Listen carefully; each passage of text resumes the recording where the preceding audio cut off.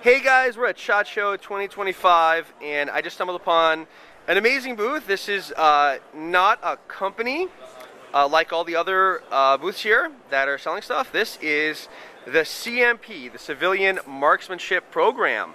They've been around for a very long time. You guys might have heard of them, and they actually distribute M1 Garands and other U.S. military surplus firearms to civilians. And I'm here with Luke. Hey everybody. And he's going to tell us all about the CMP, what they do, how it works, and how you can join. All right, so the CMP was originally created and chartered by Teddy Roosevelt in 1903. We've been hosting the national matches at Camp Perry, Ohio since 1907. It's been a long, continuous streak except for World War I, World War II, and COVID, strangely enough. And our main charter is to actually promote marksmanship for our citizenship and with a primary concentration on the youth. So our mission statement is actually right up here. We can actually pull it up on our website, and we'll go over that when we get to the end of this video. But you can go and log on there and see any information you want about us because we are extremely transparent, and we are a 501c non-for-profit.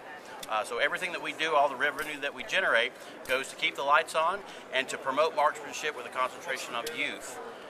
Will that do it for you? Awesome. Yeah, so basically, what's the procedure, first of all, to joining the CMP? I know there's a little bit of paperwork involved. So correct. So there's some requirements because we are congressionally chartered. Okay. So our original bid does not go through ATF or go through any of that process. We actually are specifically congressionally chartered. And so what you would have to do is prove a couple things. One, you have to be an American citizen. Two, you have to have some proof of marksmanship, and there's a variety of ways to get that. It says that on our direct facts question sheet. And the other part of it is you have to be a part of a club. Some form of club that promotes marksmanship. But we always send people to the Garand Collectors Association, also known as the GCA. They're a nationwide organization that promotes collecting and appreciating the M1 Garand. Absolutely. And it's only $35 to join theirs, so it's a very easy and cookie-cutter way for us to get you involved into a club so we can get you to that purchase. That's awesome. The final thing for any firearm purchase, you have to pass a NICS. Sure. Once you pass that, then we can absolutely sell it to you. And because we are congressionally chartered, we can, unless your state has very specific FFL laws, we can mail this straight to your front door for signature and receivership. Wow. So you don't have to go through any of those other hoops and ladders, depending on your state's allowances. So are there any specific states that do not allow that? Oh yes, there's a few. The most, of course, famous would be New York and California. Of course. Okay. Of course. And as new laws come about, there are new questions that come about, and we, of course, always err on the side of caution. Right. So when the new legislations do get passed and we're not exactly sure how to interpret it, right, we will err on the side of caution and go directly through FFLs until we have a clear understanding of what that state new legislation would like. Sure. But people who live in both New York and California can still join the organization, even if they need to have their Garand or other firearm shipped through an FFL. They can still do that, correct? They can still absolutely do it. We just, instead of it going to your front door, it will have to be through a licensed FFL. So correct. It'll go from our FFL to their approved or handed over FFL. Right. And as far as I know, the M1 Garand is legal in both California and New York. Absolutely, because it's an internal magazine system. Correct. And so are bolt-action rifles, all the bolt-action rifles, all of our bolt actions, yes. As well as the 1911 pistol. Of course, you might have to go through licensing procedure to get a pistol, but they are legal in... Yeah, well, they do. California does have this new list. Yeah. Okay, of approval, and as long as it is an original model, not a clone or reproduction, right, then it absolutely fits on that list. No questions asked. Right. But if it is, say, this a new Turkish model, even though it is a direct clone, it is not specific. It's not on the roster. Correct. Got it. And you're not grandfathered in by the age of these. Got it. So to be clear, so you guys, what you do have in stock, you of course have the iconic M1 Garand of World War II fame. I mean, that's what you guys are best known for, and apparently you do have thousands of these in stock, correct? You're not about to run out tomorrow. We're not running out of these tomorrow. Well, we have multiple years of in-house inventory that we're going to be using. Plus, we're always working with the U.S. government and Congress for us and the U.S. Army TACOM to get more repatriation of weapon systems that we have loaned out to other countries. And we're always looking, of course, through those channels to get those rifles repatriated to us. Funnily enough, most of the time it comes to the fact that they have something else they want in that warehouse that's of more value or importance to them, that then they say, hey, would you come take these from us? And then we go and get them. We pay for all shipping, in-docking, and through customs, and then, of course, logistics to get it to us. Right. And we moderate all chain of custody with them. And we are actually the caretakers or custodians of these firearms until we do point of sale. Wow, that's awesome. Now, people they might wonder, are these original World War II Garands? And I believe that many of them actually are. While some probably were made after the war, many of them were made prior to or during World War II. And I believe that a lot of them got to these foreign countries through military aid during the Cold War. Is that correct? That is correct. Countries like South Korea, the Philippines, Ethiopia, Turkey. Yeah, all over the world we have done this. Philippines was the last repatriation we did, and we got a large 80,000 lot from them. And even one of their warehouses, they stored them in, the roof had collapsed. Really? And then we got to customs, we had to do a pesticide. We had to remove them from all the original crates and then tint them and hold them there until they gave us a clearance before we could even take ownership of them. Wow, and then let me ask you, what's the condition on these firearms? After all these years, like 60, 70, or maybe even 80 years in some countries, tropical countries like the Philippines, maybe they weren't taking very good care of, maybe, rust, corrosion, who knows what. What's the condition overall on these kind of firearms? Well, it runs the entire spectrum of them. So this is an exact rifle that came from our Greek ones when we got those in the early 2000s. And this is an extremely rare example of it. I'm not saying that all of them are in this collector grade, of course, but they go from all the way from rack grade, where you have some surface pitting. You may have to have some bore issues in the barrel, some stock issues due to wear and tear and age to them. But most of them come back to us stored in cosmoline. If you're familiar with that, it's just a storage wax and grease that prevents any rusting and degradation to them. It does funny things to the wood sometimes because it's sitting in that for a long time, but over the lifespan of the CMP, we found many ways for us to be able to remove that without damaging or removing the original authenticity of the wood. So you can get some, like an expert grade we had to create. So we were replacing a lot of these Philippine rifles wood because they had degraded too far. So we put new commercial wood on them. And then so many of the barrels had rusted too badly for us to use. And again, for transparency, instead of giving you a non-functioning firearm, we replaced it with a commercial reproduction of it.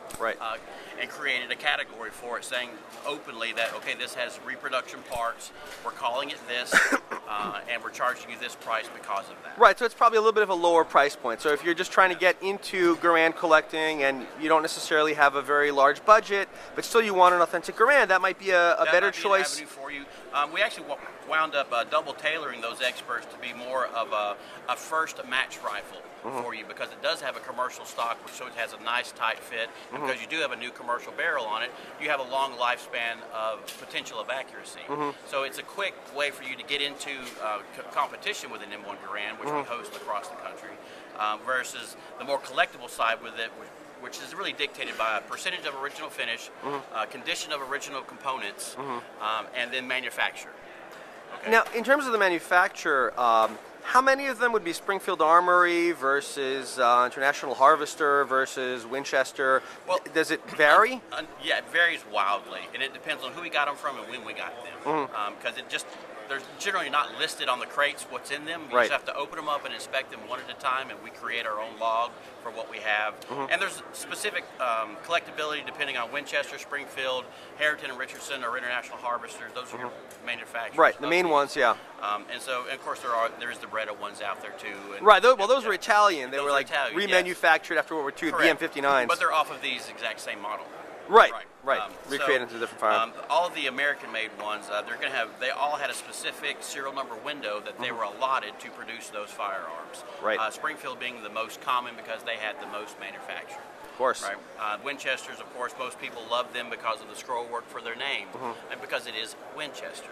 Sure, who wouldn't? Yeah, who wouldn't, right?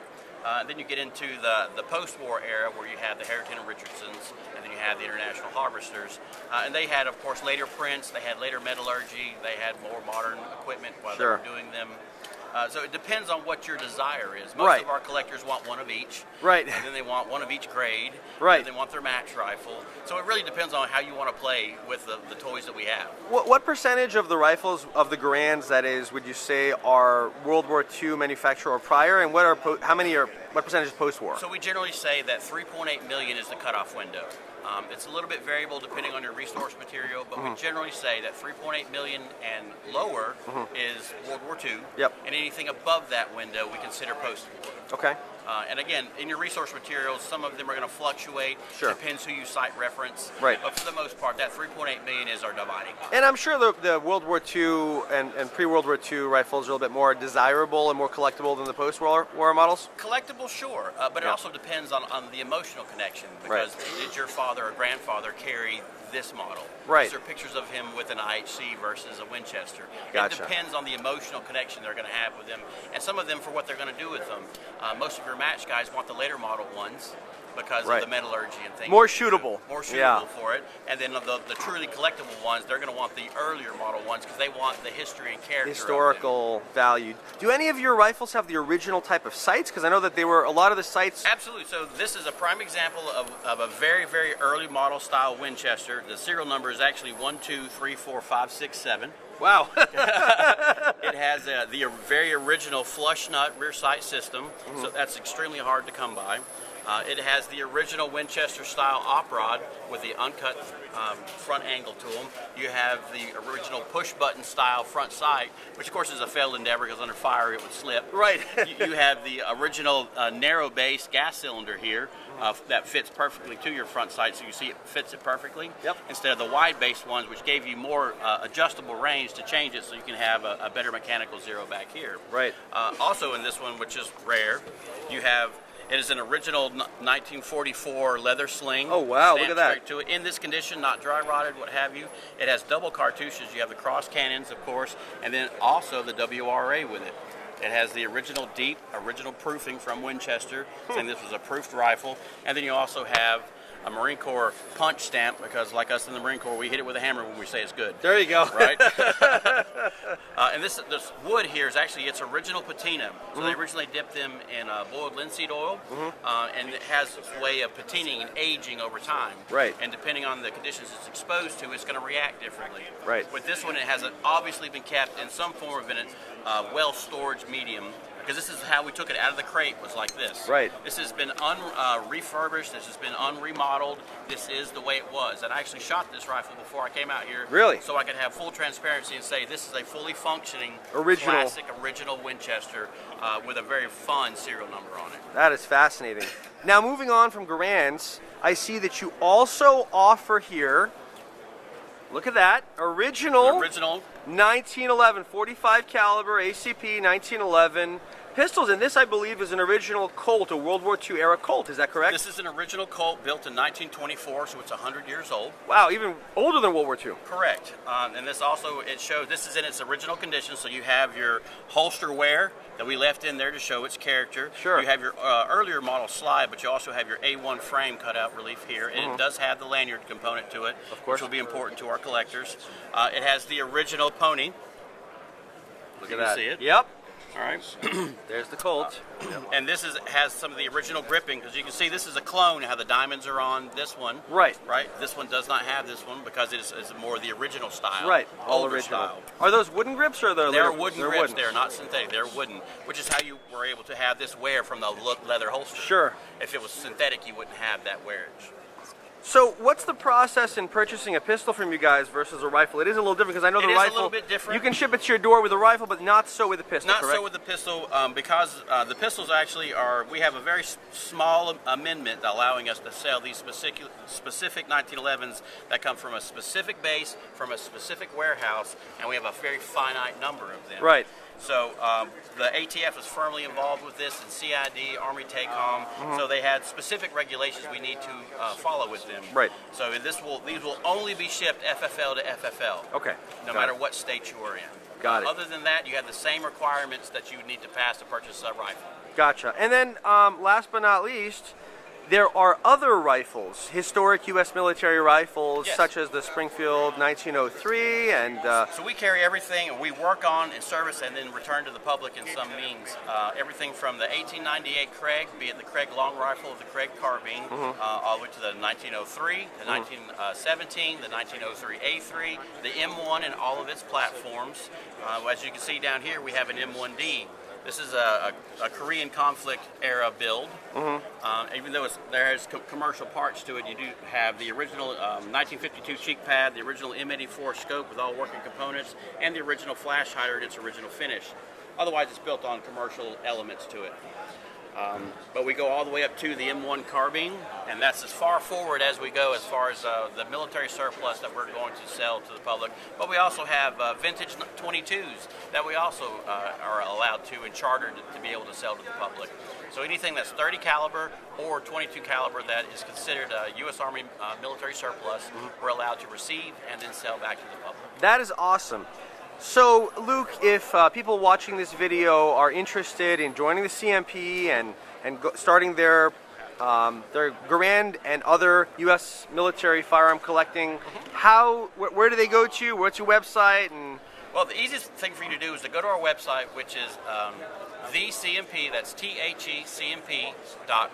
You go to that main landing pad for it there, and go navigate through all of our tabs, see all of our promotional gear that we do and promote across the country, as well as to get to our sales services and donation windows, because we are a 501c. We are a nonprofit organization. So any traffic we can get for it, you can do it. We also have an auction site that you can go to directly off of that website, which is how this rifle right here, this M1D, is currently listed. Will be live for another 8 days. I don't know when this will be posted, but currently it's going to be live for another 8 days, and then that's how we sell our truly rare and one-of-a-kind type items. Just like this pistol, at one point we're going to put this on auction. Okay, so that's things that we can look out for. Sure. The truly rare ones we're not going to put out for blind mail-in orders or put on a generic shelf. All of those are going to go through our digital auction site, where you're going to have 60 plus pictures to go through and decide if whether or not this is a firearm that you would like to have. Awesome. Well, hey, Luke, thank you so much. This has been a pleasure, and for people are going to learn a lot from this, and hopefully, as a result, they're going to go join the CMP. Thank you, sir. Thank you. Enjoy the rest of the show.